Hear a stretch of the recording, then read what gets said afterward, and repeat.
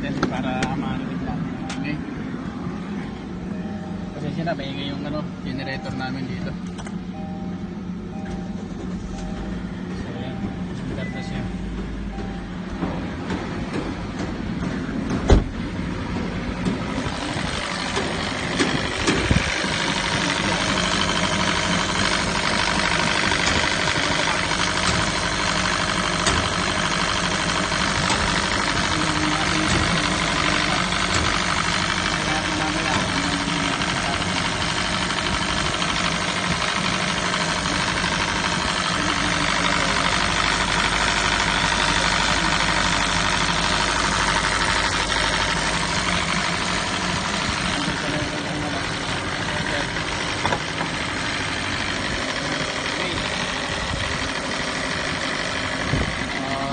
Titingnan natin kung ano yung problema. Okay, susolve natin ito kung ano ito.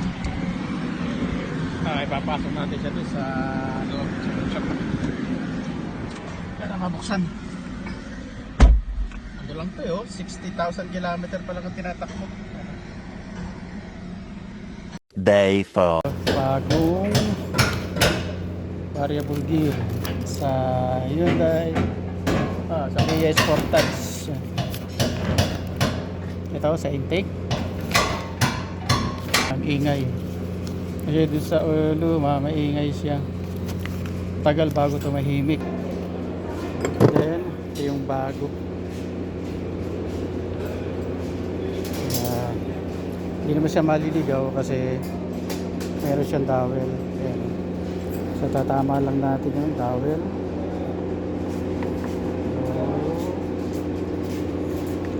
So yun lang, ganun lang. Yan. Then lalagay natin yung hole. Ganun lang siya.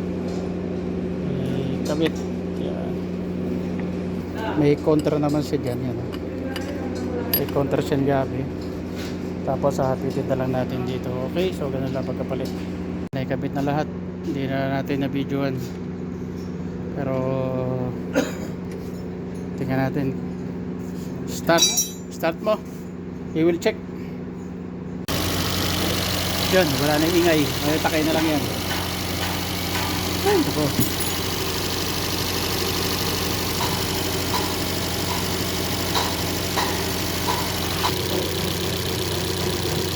Sana okay na. Takay din nagigirap ko dito.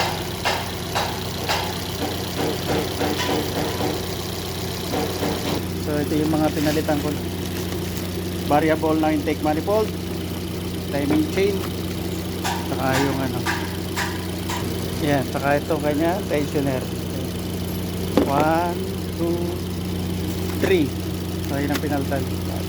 Yan, original. Okay na rin.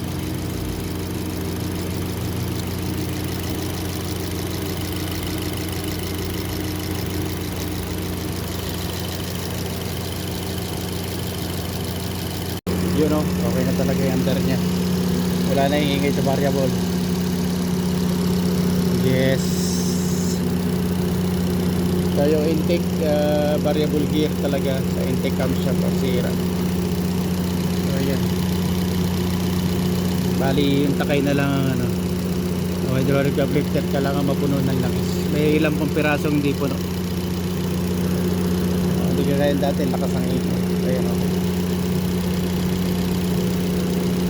Ayan ngayon generator namin yun ingay.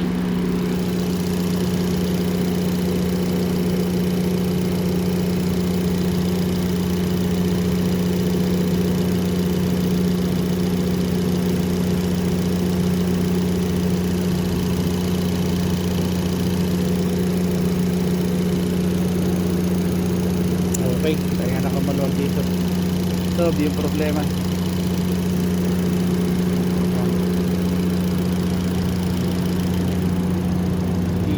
Sportage